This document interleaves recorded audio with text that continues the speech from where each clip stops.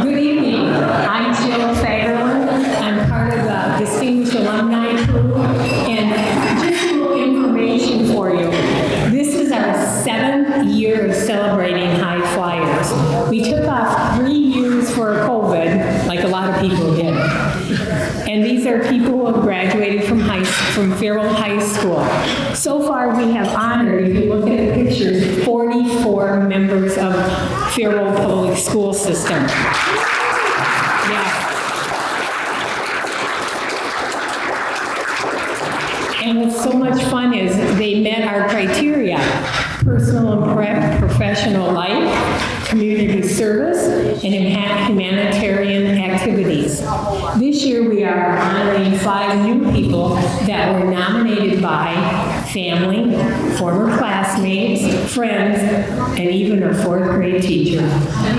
Right, Shirley? This year we are being sponsored by the State Bank of Faribault to get us off to a wonderful evening. Chad Kolke, how did I do? Close enough. Is here representing the State Bank. Chad? Thank you. Thank you. It's Kepke, so close enough, Chad Kepke. You heard it a lot of different ways back in your youth when you get to telemarketers calling, so not a big deal. All right, real quick, yes, my name is Chad Kepke. I'm the CFO at the State Bank of Faribault. I'm a board member at the Faribault Foundation. I am the president of Faribault Rotary Youth Services and some various other things. So some familiar faces in here, but unfamiliar faces too. That's a little bit about my background. So real quick, who here remembers the acronym WWJD? Yes. A couple folks in here, yeah, I was a little bit younger. So for the bank, how we got into this position, it was WWRD. What would Richard do? So when the opportunity came to potentially sponsor this event, we and our management committee sat around and discussed it. And we were trying to figure out, are we going to go with full sponsorship or are we going to go half? And one of our fellow managing members mentioned, well, what would Richard do? And at that point, it was so Richard would sponsor the whole thing. So that's exactly what we did. The opportunity to bring community members together to celebrate achievement, which my grandfather was all about, and not only about, but a member of this club. It was a no-brainer what Richard would do. So we're very happy to do this, to bring everyone together in this room. And I'll leave you with a little quote about success as we're here celebrating the success of individuals in our community. And it comes from Vince Lombardi. So yes, I was indoctrinated as a young man to become a Packers fan, as my grandfather was. We're all indoctrinated. But Vince Lombardi had a quote that went like this: the only place success comes before work is in the dictionary. So with that, let's celebrate the success of our 5 inductees tonight. Thank you.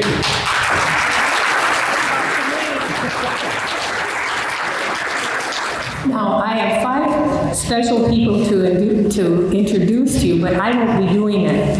The format is, first we have the honorees introduced by a person who nominated them, which only seems right because they should know them the best, we hope. And then after that, then the honoree has time for rebuttal. I mean, to say what they might want to say, a few words, okay? So let's get going. Dave Weaver, teacher at Senior High.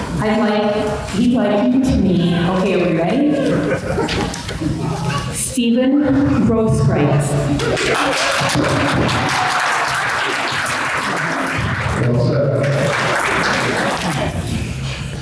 A long time ago, a tall freshman walked into the first practice for track and field season. He had long arms, long legs, and they were all going in different directions. He looked like a young elk, just getting used to his growth spurt. So I walked over to him, introduced myself, and welcomed to the team. He told me his name was Steve Groskreutz, and it took me a while to say that by myself. And then he wanted to run in the hurdles. And at that moment, I had no doubt that he would be great once he learns how to organize those long appendages. And so began a great career and a good friendship. Steve was as dedicated to the best he could be in anything that he did. and that attitude in the classroom as well. He was a quiet young man in those early years, but as he grew older, he became a leader and an excellent upperclassman who the younger athletes and his people in his classes would come to ask him for help, and he was always there to help them. Steve graduated as the school record holder in the 300 hurdles, and just a little short of the 110 hurdle record as well. In the classroom, we gave him a lot of challenges, and he excelled in the sciences, and he had a never give up attitude when we were giving him the harder problems. He studied so hard because the students would ask for his help, so he was, at the same time being his own scientist, he was helping the other kids very much in both in the track and football and in the classroom. I went along and followed Steve's track career at Gustavus Adolphus, where he continued to have a very good work ethic, and he became an All-American in the hurdles in his senior year when he graduated and went on to grad school. I'm not going to say any more about him. He'll come and talk. So, Steve, welcome back to Faribault, and we are all very proud of you.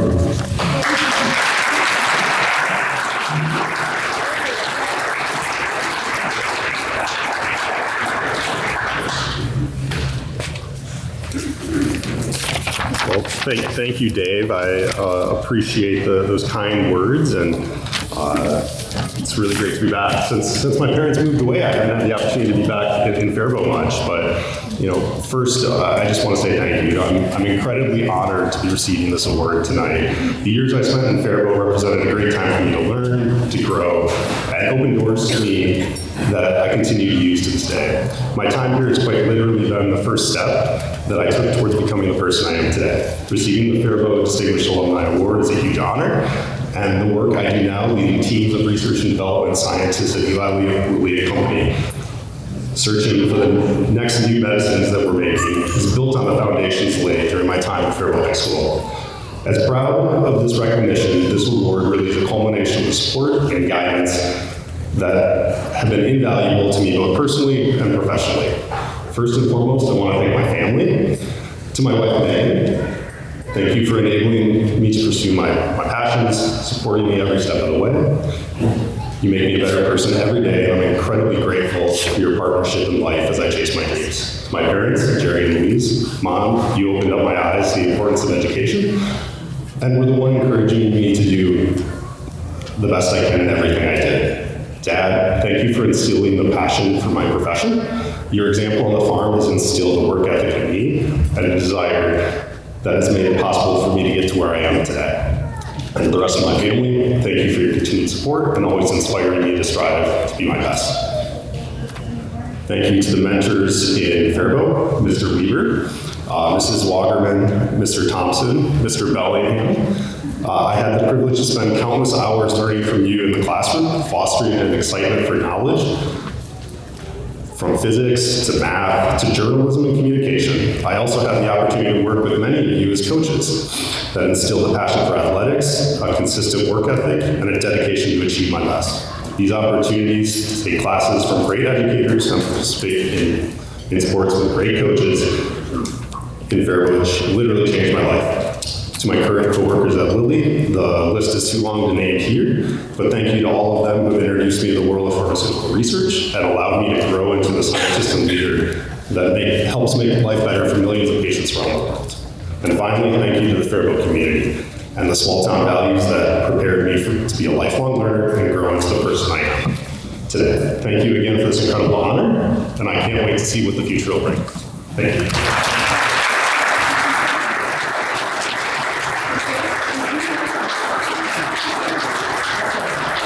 Janelle Klein was one of our honorees, our first group we had, and way back in 2017. Well, she works for Care TV right now, so she's on the road a lot. And she was nominated by her company to go ahead and interview a doctor by the name of William Orr. Do you remember that at all? Okay, well, she nominated him. She was insistent. He has got to get in. Well, she's obviously unable to be here tonight. I think she's over in some country someplace.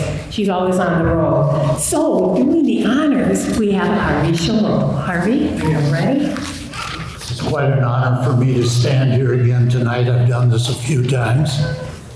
And it's also just wonderful to look out and see former winners who have come back to watch these people be taken into the high flyers.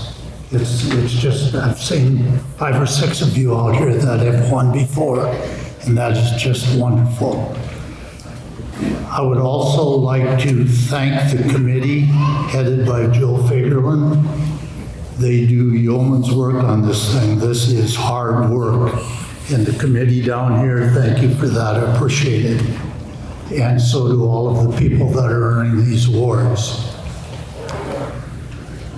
I was telling someone earlier tonight that I've been asked to take Janelle's place and introduce Dr. Orr, and I'm thinking, let's see now, I remember a Bill Orr, but I better check the yearbooks. I've already told him this, so he knows what's coming.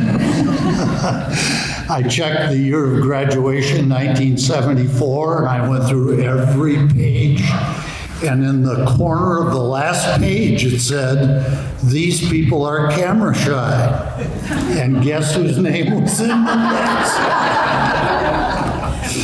So I had no idea who I was looking for this evening when I got here, but we found each other.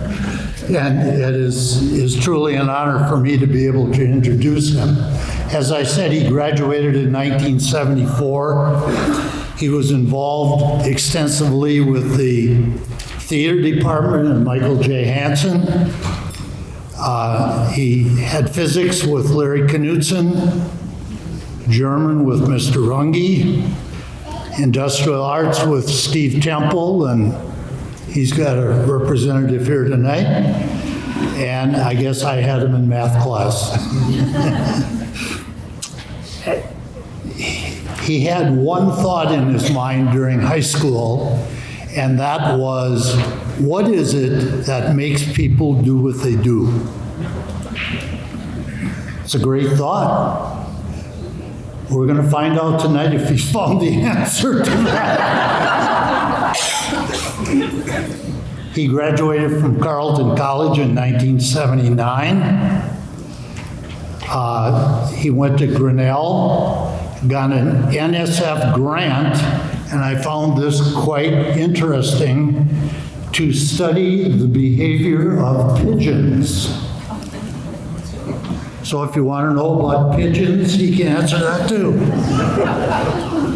He went on to Pittsburgh, University of Pittsburgh, earned a master's degree. Then the University of Minnesota specialized in psychiatry, neurology, and neurosurgery. And I can't tell you how many times I typed those words and got a red line underneath them because I couldn't spell them. He did his residency at Johns Hopkins University and then worked at the VA Medical Center as director of geriatric psychiatry. And he spent quite a bit of time doing brain imaging while he was there. About this time, I think it was 2005, Dr. Orr started the Orr Memory Clinic, or clinics. Is there more than one, Bill? Only one, okay. And there they work with patients in psychiatry, geriatrics, forensic medicine.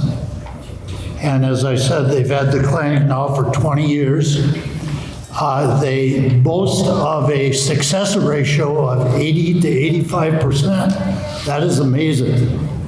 And these are with people having dementia, psychosis, anxiety disorder, and behavioral agitation. I think I remember a couple of those students in class.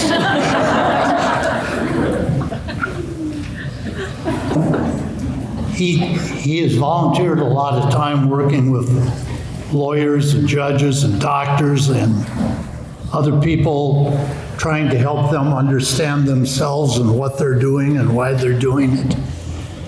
He loved teaching, and so this gives him a chance to speak and teach to these people. Bill has 3 children and a wonderful wife who I met, and all 3 of the children are in branches of some kind of medicine. Not necessarily with people. I think there's one that's a veterinarian. Am I right or not? Close, okay, sorry. So without ado, here he is, folks. What makes people tick? We are very proud of you, Mr. Dr. Orr.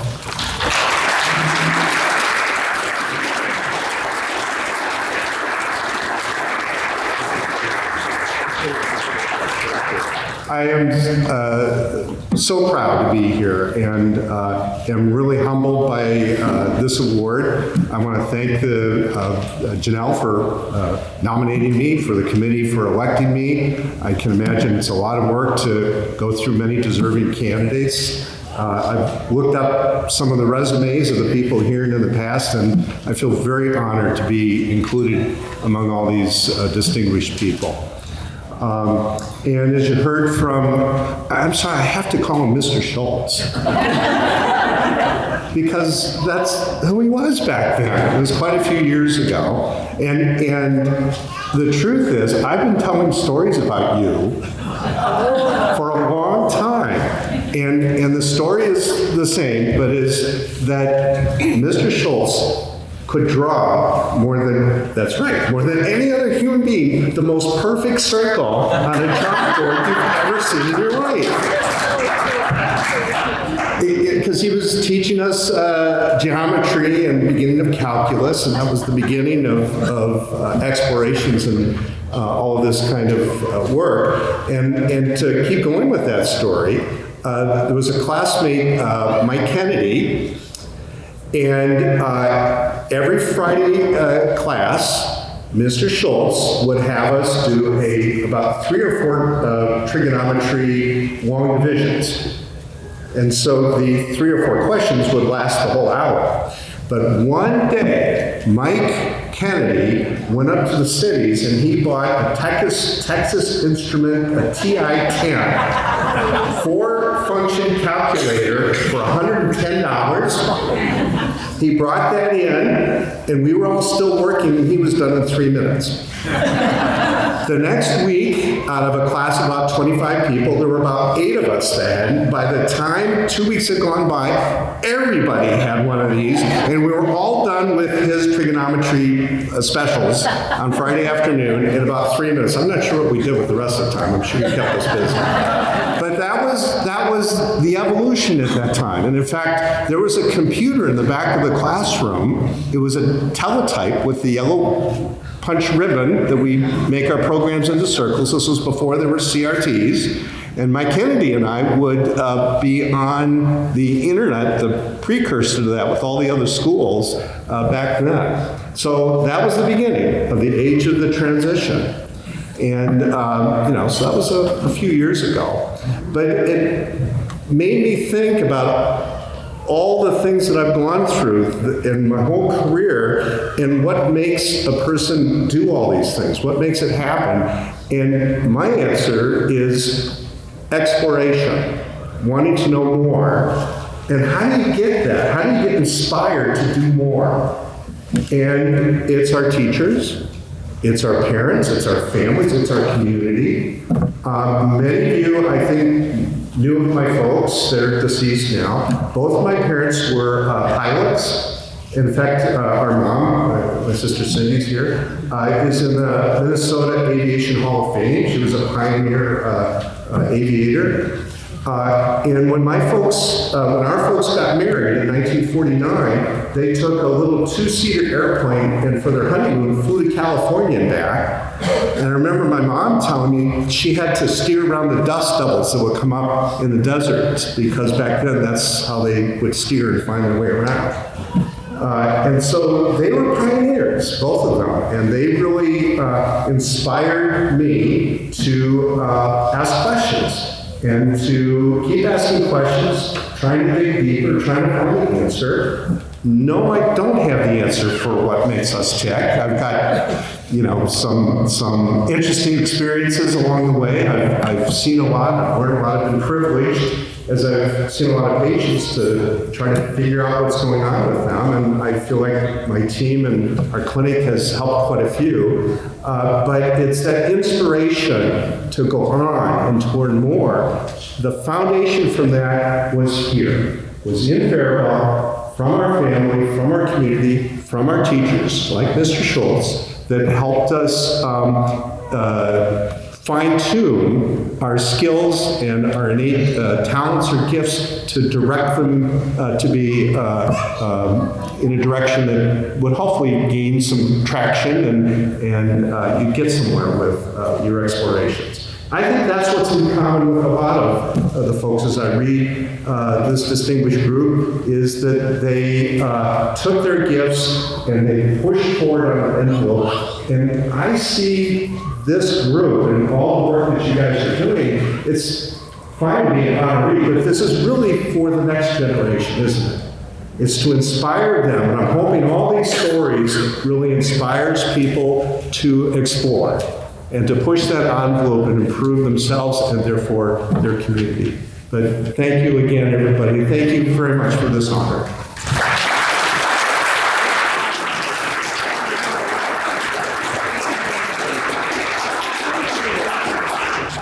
Being a teacher, we see students that we know that will do well. You have a feeling.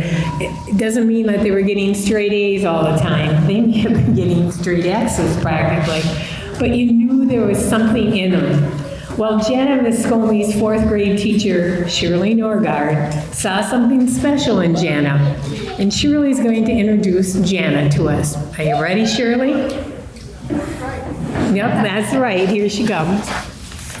Well, I was Janna's fourth grade teacher, as she said, and it was such a thrill to have her come back to her hometown and make such a difference. She's a hard worker, has worked for herself, but has also done so many things for the community that I wanted to honor her. And I'm having my son do the delivery. I can't really count that. So my mom was a fourth grade teacher at Jefferson Elementary for 30 years. She loved all of her students, some more than others. She always remembered a bright-eyed, determined little girl and knew that she'd do great things in life. And that what a prediction that was. The little girl grew up, raised a wonderful family, and spread her wings in the hospitality and property management business in Southern California. Yet Faribault and her grandma Fritz called, and she winged it back home on a mission. She poured her talent and her tenacity into this community via businesses like Bernie's, the Vintage Ballroom and Suites, Janna's Market, volunteering to plan and prepare dinners for the community kitchen, serving on the city council, the hockey board, the Chamber of Commerce, and having an instrumental role in envisioning Viaduct Park as a community resource to be shared by all. When you walk out of here tonight, look around and you'll be able to see and feel her contributions everywhere. It is with joy, adoration, and respect that Mrs. Norgard would like to invite her student friend and the woman known around town as the hardest working person who never stops moving, Janna Reese.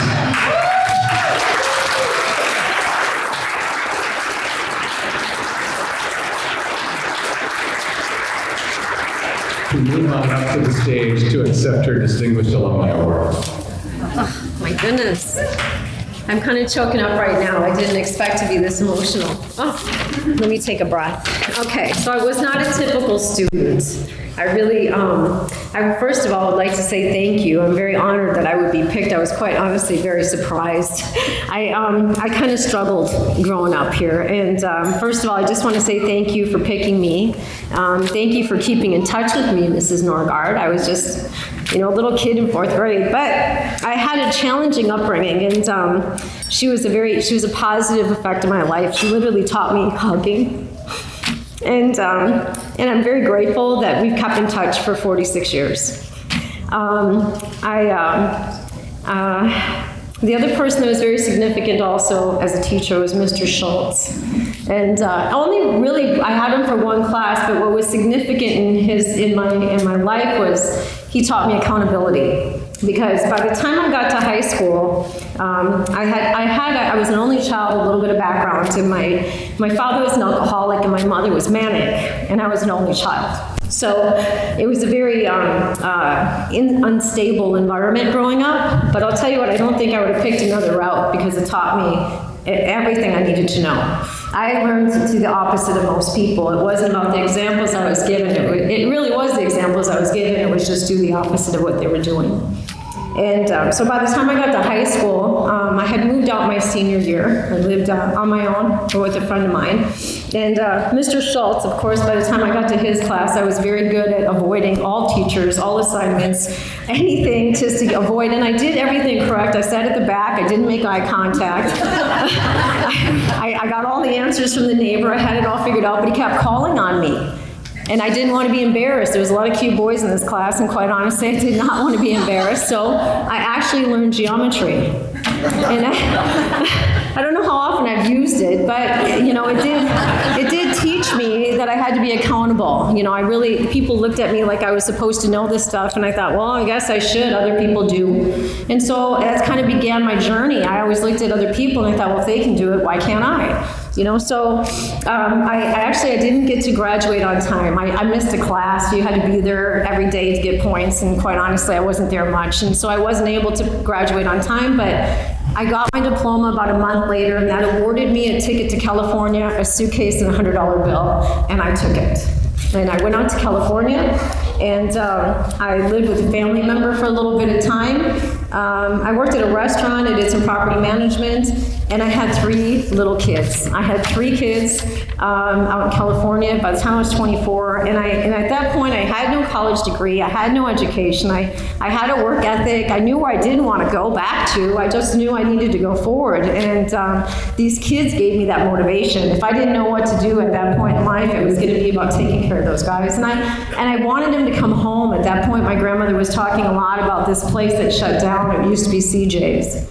And there was Dave's Diner, and it was just sitting there empty, and she'd send me real estate reels on it and say, you got to come back. And I was like, I don't know how to run a restaurant, but I don't want to work for these people anymore, so I want to come home. I'm going to come home, I'm going to raise these kids here, and I need help, because raising little ones and working full-time is very challenging. As a mom, it's just hard. And so we opened up Bernie's Grill in 1995, and I moved into my mom's 600 square foot mobile home. Tiny little space, but it definitely motivated me to keep working, And so we opened up Bernie's, and I ended up down in downtown Faribault at the old Elks building. And after buying into it, we were only there a couple years when it caught on fire. So we had 3 little kids. I think my middle one was maybe in 4th grade, and that building was charred from the 2nd floor up. And I owned it. And I had to figure out what to do, right? I couldn't really afford to have other people do it. So my husband and I at the time, Bernie and I, we finished this whole upper level, and we turned it back into what it was years ago, which was a ballroom. And so we ran the ballroom, we did weddings every weekend, we ran the restaurant, and I was a mom full time, and that's what we did, and we did it for a long time, and I did about 350 weddings. I was a part of many of your lives. Being a part of somebody's wedding is very special. I took it very seriously. I was able to do my class reunions, I was able to do my kids' graduations, my daughter got married up there, and then I think I just exhausted it. I was tired. I think it was one too many groomsmen, and I was like, I'm done. And so I changed it, which proves you can pivot and you can just keep learning, and that's exactly what I've done. I pivot and I learn. And I turned my attention to finally a gift store. That was a fun task. I love restoration. After doing that buildings restoration, I looked at this little place across the street and I thought, gosh, I can make that cute. And so I gutted it and I turned it into a ladies' boutique, and I ran that for 10 years. I ran the ballroom for 13. I ran Bernie's Grill. And also too with Bernie's Grill is I never intended to cook.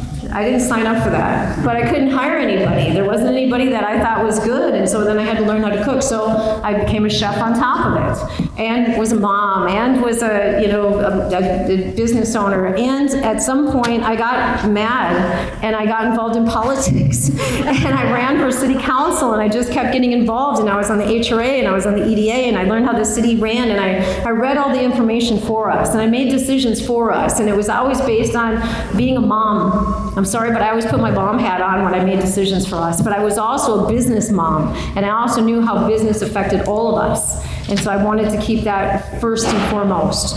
I have to say, when Janna's Market Grill came about, it was really out of creation. With COVID, the business shut down. The business model of restaurants changed. People weren't getting access to fresh food in Morristown was really my biggest motivator. You know, how do we feed people better? How do we just help one another? And so in the world of food, it was how my grandmother always spoke and how she always showed love. She was a food pusher. Well, guess what? I turned into a food pusher, and I did it on every level I could, just being a part of everybody's lives. And now I just want to make it easier for other folks. And I really feel grateful that I was able to be a part of our community, proving to anybody you can come from virtually nothing and still rise up to be the voice of others, you know, for the others. And I'm grateful to have been able to do that, and I'm grateful to have been recognized by not only my classmates, but my teachers, and my family, and my friends.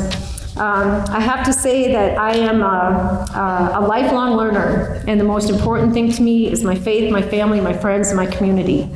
And if I could stand on a soapbox and proclaim that every day, I will do that. And if I can be a light for other people, I will do that too. And I'm grateful to be here tonight, and thank you for honoring and recognizing the efforts that I've made. And so thank you.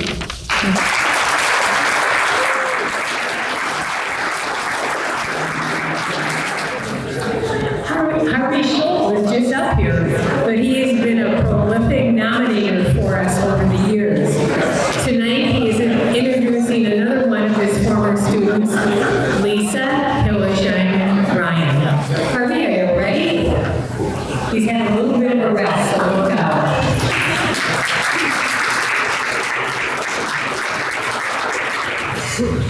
Thank you again.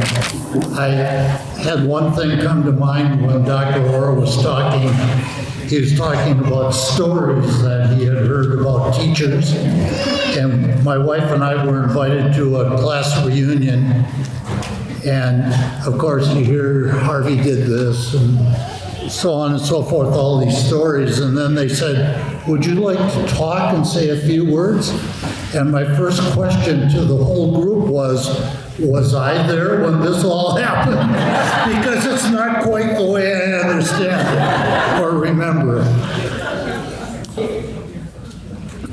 I'm here to nominate Lisa Hillesheim Ryan.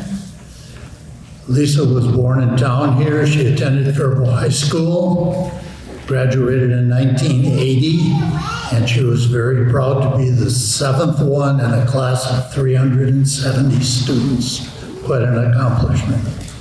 Lisa.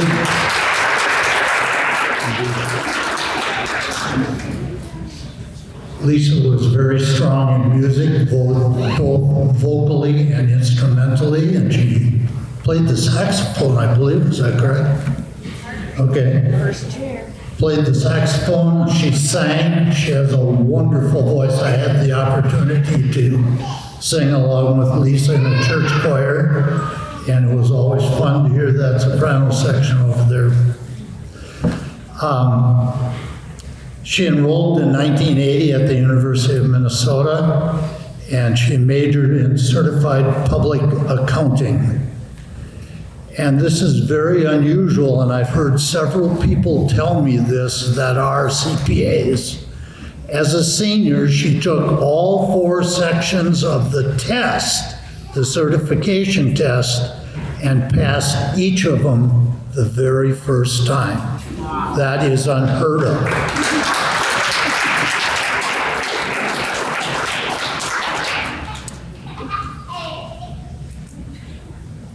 Lisa married Craig Ryan, and she admits that she knew him since he was in 2nd grade. Now that's a long time love affair, I'll tell you. They moved to Chicago soon after Lisa graduated college, and they had 2 sons there, Pat and Ben. And after a few years, they moved from Chicago to Seattle, and their youngest son, Sam, was born there in Seattle. They moved back to Faribault in 2001, and at that point, Lisa got back into the music program again. And she started to accumulate grandchildren. And at this point, she has 4 of them that she feels very lucky to nurture and guide. Lisa's had several jobs in and around the Faribault area, well, other places too, but in and around the Faribault area. She is a certified public accountant, and she takes great pride in the fact that when she worked at these places, many of the people knew her personally and said, "Hi, Lisa, how are you today?" And that made her feel really good. One company that she started to work for, she went back a few years and kind of got caught up with the accounting business and ended up saving that company nearly $2 million. So just another kudos. Once back in Faribault, Lisa started singing again, and she joined the church choir. There was 2 of them actually. One was for masses and the other sang for funerals.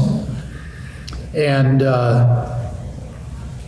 she was often asked to sing for funerals and weddings and things like that. She has, like I said before, a gorgeous voice. She then joined a group from town called Beauchamp. I hope I'm getting that correct.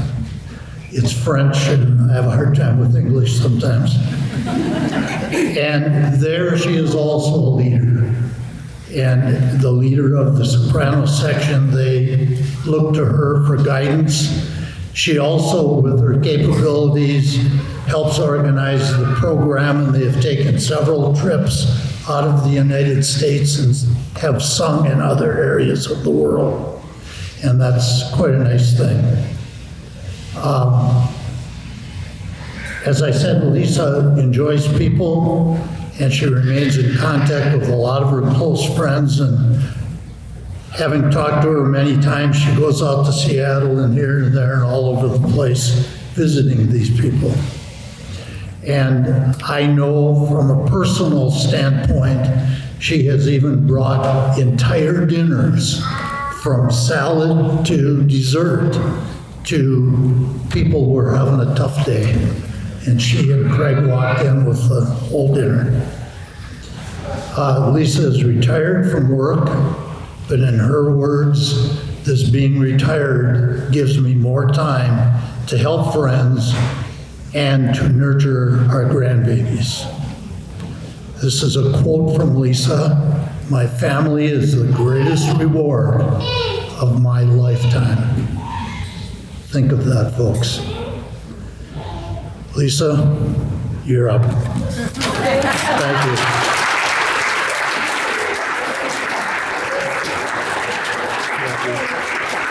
Well, it's not very fair. Oh, boy. All right, let me give you a second here. Oh, thank you for nominating me, Harvey. I have kept in contact with Harvey since high school, and he's pretty much my mentor and my dad here on earth, because my dad is gone. And thank you to the committee for looking over all my scribbles and my massive responses to your questions and selecting me for this award. I tend to write a lot. Actually, I've got 5 pages, but I've crossed some of it off, so hopefully. Oh, goodness. Yes, okay. I grew up in Faribault, as Harvey said. Grew up on 4th Avenue. There are 7 siblings in my family, and Nancy, Rick, me, and then Jason. This is my family on these 2 tables. All my kids, all my grandkids are here, and 2 of my siblings and their spouses, and I very much appreciate you guys being here for me. My dad was an optometrist in Faribault. Down where there's a tattoo shop now. He would walk to work every day, just from 4th Avenue, just down past the courthouse. And we would go down and visit him and clean his office. And, he was very particular about finances, and he loved music. So those 2 things really rubbed off on me.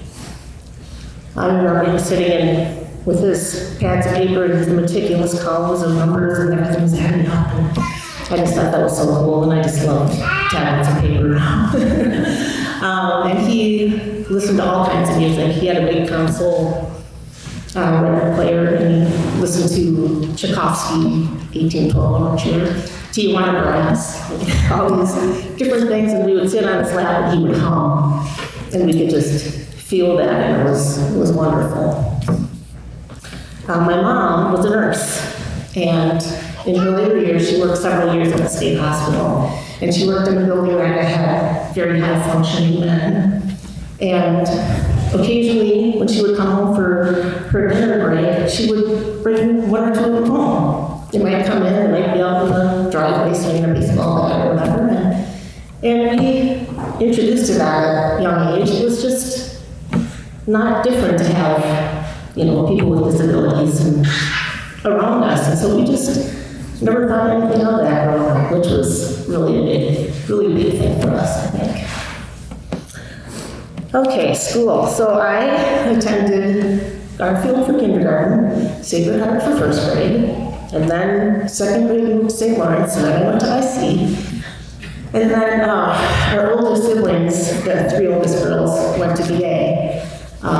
Nancy drove from Old, and we got to go to public school because we lived across the street for junior high. So Rick, Jason, Nancy, and I went to public school for the later years. So when I was in 7th grade, I met some friends from Jefferson, and they were trying out for choir, and I'm like, yeah, come on. Okay, well, so I made it, so that started that, so thank you. So by the time I graduated, as Erica said, I was in jazz band, concert band, marching band, pep band, chamber singers, concert choir. Our concert choir actually put together an album because there was a competition, and you had to submit an album, and we won one of the spots, and we got to tour Mexico when I was in high school. So that was fantastic. So a lot of the things that we had in high school were really beneficial to me growing up and as an adult, because math and music and groups and participating and all that is really important. And I've gone to the high school with Oshant. We work with the choir once in a while, and it's really nice to see that kids are still interested in music. So I hope that we can put a lot of our music programs, because it really means a lot to me. Okay, let me drink of water. Sorry.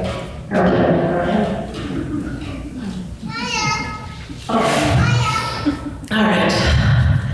So, as Harvey said, I went to the University of Minnesota. He took half of my lines away from that, so I don't have to repeat those. So I started, after I graduated, I had offers from all of the big 8 accounting firms, and those are the 8 largest accounting firms in the world.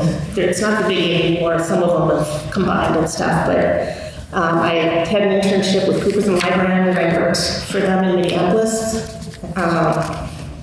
One of my biggest clients was Finger Hunt, and I was the cool girl on the audit because I was the only one who had computer experience. And so I got to sit and enter data in Lotus 1, 2, 3. Way back. That was way back. So I felt really cool about that. So after my first year at Cooper's, Craig graduated from college and he got a job in Chicago, which is the one place I told him I would not move. So Christmas Day, we went to Chicago, 1985, I think. So in Chicago, I worked at public accounting until my 5 years were up. I had a lot of manufacturing clients that I loved, doing physical inventories and seeing how things are made. I had a Albert Whitman company who makes the boxcar children's series. That was one of my clients. I had a client who made gloves. Palmer Candies was one of my clients. So of course the audit was like right around Easter time. And in the conference room when we're doing the audit is all this chocolate bunnies. And me and chocolate. It was hard to concentrate in there. Let's see. That. And turn a page, yay. I think I can turn a page. Okay, so after 5 years in public accounting, you either stay with it and try to become a partner, or you go into private industry. So we lived a half a block from Cobra Manufacturing. I made CD radios and radar detectors and telephones. And I got a job there. So my job at Cobra was to convert their manual system to a computerized system. Yeah, that was my first responsibility, and it was really fun. I got to work with people on the shop floor, I got to work all the way up to the CFO, and it was just, I loved it, and I for some reason, I just understood all of that stuff, with all the different modules, with receivables, and payables, and inventory, and manufacturing, all that stuff. It's just fascinating to me. So I really excelled in that, and I was promoted to controller there when I was 29. So a few years after that, when Pat was about ready to start school, we wanted to live in a smaller town. So we moved to Duval, Washington, population 3,000. Craig got a job at Eddie Bauer, so they moved us out there. In Seattle, Carnation, Seattle area, I worked part-time during busy season so I could spend time with the kids. Then I started my own consulting business, so I could spend time with the kids. And we were really busy with hockey and all that stuff, so being my own boss was really great. So in 1998, we bought a 20-acre piece of land from Weyerhaeuser and moved onto the property 2 miles from the paved road, lived in a fifth wheel for 25 months. A lot of it with no power, no plumbing, an outhouse, 5 people and a fifth wheel. Well, we built the house. So we got into the house, and then September 11th happened. So we decided to move home. My dad had a stroke. Craig's parents were getting old. So we moved home to help our family. We had no jobs. We just told people that we were moving back home. So it was the second time we did that. When we left Chicago, we also gave notice at our jobs that we were going to be leaving as soon as we didn't know exactly where or exactly when, but we were going to be leaving within the next 6 months. So we had done that before. So in Faribault, I worked some consulting work, and then I got a job at McQuay in finance. I was on a project, a 15-month project at McQuay right before the Y2K panic. We had to upgrade the software before that happened because, everything's gonna die when that year comes. That didn't happen. That was a great project. I was the cost accounting super user for North America for McQuay and Dyke Stipend. From there, I went to be the controller at CH Bus. They had 3 different softwares, one for inventory, one for service, one for finance, and they needed them all combined into one, so I did that. And then from there, I went to be the controller at the Faribault, and that was great. I love that place. I really miss working there. But I had decided at that point that I didn't want to be the boss of all this different accounting stuff. I just wanted to focus on cost accounting and systems. So I looked for another job, and I got a job in Dodge Center at McGill's Truck as a cost accounting manager. And of course, my boss quit after I started, and the director of finance position hadn't been filled yet, so I did all of that until they filled that. And then I got to focus on the cost accounting. And that's where Harvey said, we made a lot of efficiency improvements and saved the company a lot of money. So, quickly, outside of work, Harvey mentioned the church choir. I met a lot of really wonderful people there. A lot of people in the choir are, retired, and so I got on their funeral list. Everybody got on their funeral list. So I did sing a lot of funerals, which I didn't know this for a couple of years, but I had somebody call me and ask me how much I charge to sing at funerals, and I'm like, what? I don't charge. I do it because I get the nicest thank you notes, and I just know how much it means to people, so I just do it.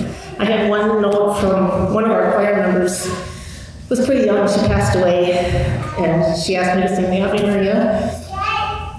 And after the funeral, I got a 2-page handwritten note from her son, who was in his 20s. And he said he didn't know how he was gonna move on with his life without his mom, because they were really close. And he said as soon as I sang 2 notes of the Ave Maria, he knew everything was gonna be okay. Stuff like that. I mean, that's why you do stuff like that, If people would, give me money, I would just put it in the organ fund. So that's that. I think I'm pretty much almost done. Sorry, it's hard to do this with one hand. Oopsie. Okay, so Beauchamp, Harvey mentioned Beauchamp Community Choir. Founded in 2013. I'm a charter member. It's really a big gift to our community. If you haven't been to one of the concerts, they're fantastic. Our Christmas concert is full orchestra, just fantastic. We try to sing in a bunch of different churches all around and just do some expanding our footprint. We've traveled to Italy, France, England, Ireland, Norway, New York, Washington, D.C., and 2027 we were invited to sing in Carnegie Hall. So in October this year, we will have a special concert for fundraising for that. So if you can come to that, that would be great. Oh, let's see. One other thing, I had a couple people here ask me if I was gonna, Chris, do the witch cackle. I was the Wicked Witch of the West End High School plan. I still have the best cackle, but I'm not going to do that. No, I'm not going to do it. You stop that. Okay. So being back in Faribault was really great for Craig and me, raising our family. And I'm just really humbled by this. When Harvey told me he wanted a list of my awards and certifications and stuff, I was just kind of like, I don't have stuff like that. So I am very humble and very appreciative of this. It took me a long time to write anything because I didn't really understand why. I had to go talk to Harvey, and he, who he is, he's got the ground up story. So he gave me and I'm sitting there at the beginning going, well, I didn't do anything like that. But he made me understand. So I really appreciate it. So thank you so much.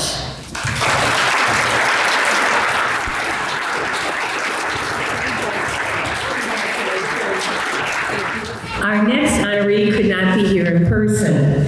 Ben Beaupre will introduce him, and then we have a video with Josh Shank. And if you notice, they have, come on up, Josh, while I'm chatting.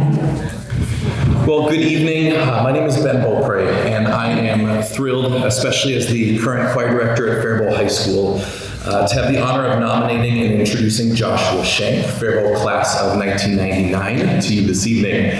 You can and should read about Josh more in your booklet. His accomplishments and his awards over his lifetime are incredibly significant.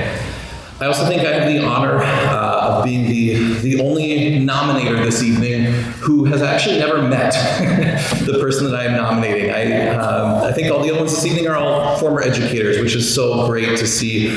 I've corresponded with Josh over email a few times, but that's about it. And I think that speaks incredibly to his accomplishments post-graduation at Faribault High School. Mr. Shank is a nationally and internationally recognized composer and musician. Has been commissioned by top-tier music ensembles to write for choirs, including pieces of music that focus on amplifying marginalized voices, which is an incredibly humbling musical choice.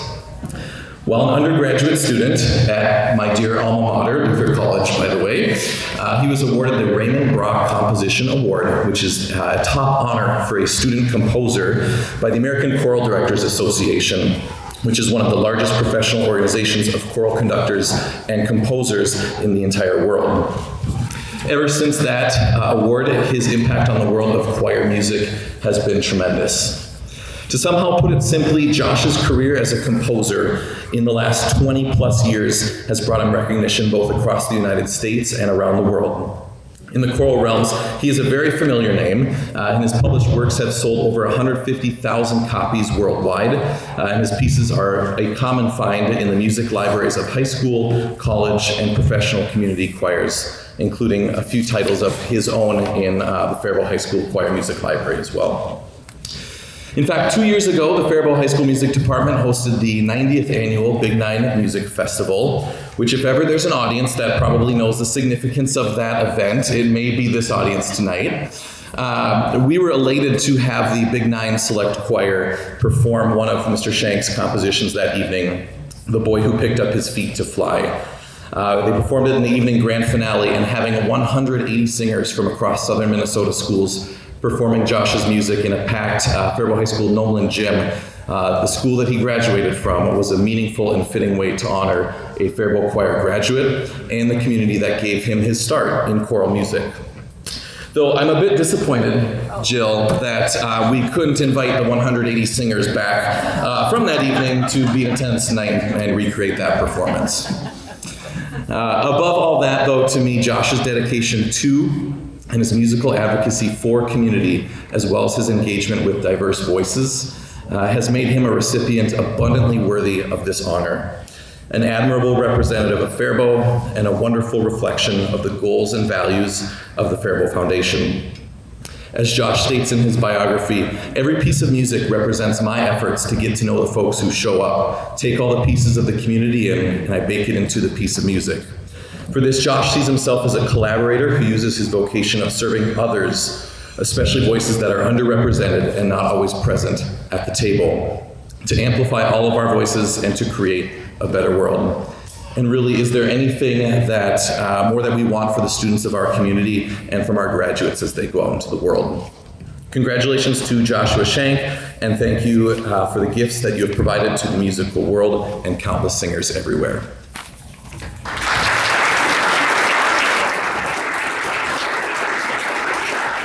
Greetings, everybody. Josh, coming to you from Cambridge, Massachusetts, just across the river from Boston. Thank you so much for this incredible honor. I'm truly sorry I can't be there with you in person tonight, especially given since Faribault is a place that has meant more to me than I probably understood when I was a student at the high school, and maybe even more fully now than I understand it 27 years later. When I think back on my time at FHS, two experiences sort of stand out. The first is from my junior year. I had just moved to town from Iowa and was sort of still figuring out where I fit in this new home. I was in the spring musical, Guys and Dolls, and I was just trying to sort of find my place among the theater kids. And that's when the choir director, Mr. Chris Harris, said something I didn't expect.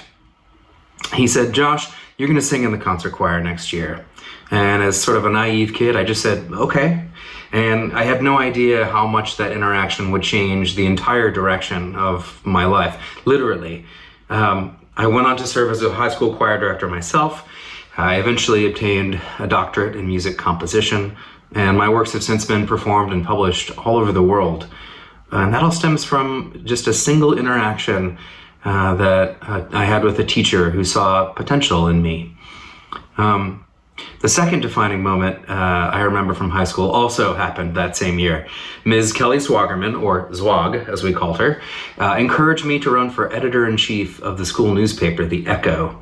I didn't have nearly the experience of the other students, including my co-editors, Missy Mays and Beth Grody, but Ms. Zwagerman, or Zwag, as we called her, trusted me anyway and taught me how to use the written word.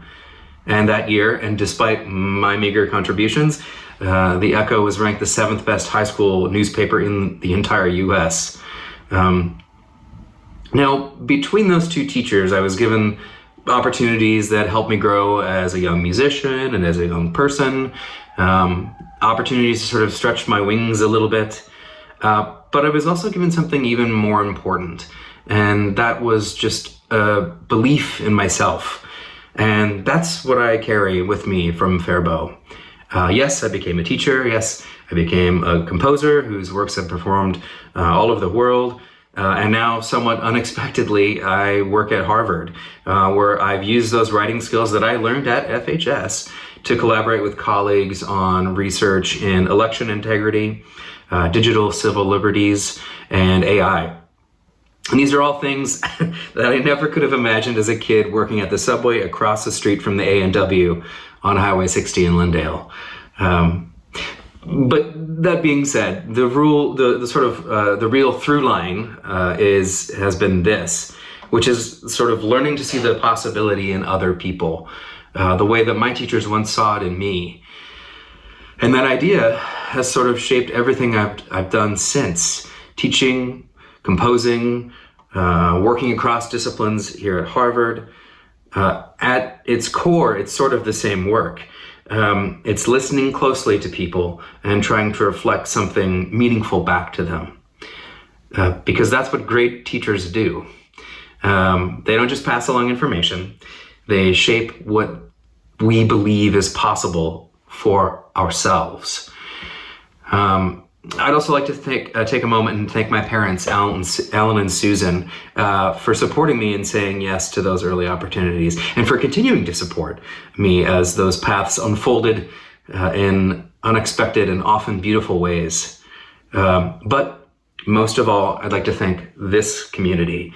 I'll always be grateful for the role Faribault played in shaping who I am today. Thank you deeply for this honor. I truly mean that. And go Falcons.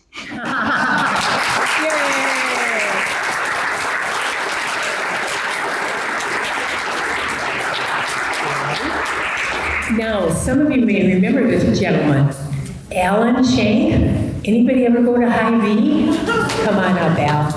This is the father of our honoree, and I'd like to present you with that. I'll take that. Okay, you have some words you want to share? Well, he was really proud that he's getting this award, and he just called me as soon as he got it and told me all about it. He was just so excited. So thank you to Faribault for getting him on his way. Okay. Thank you.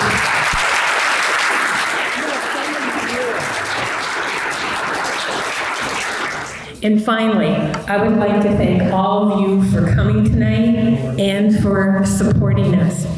See you next year.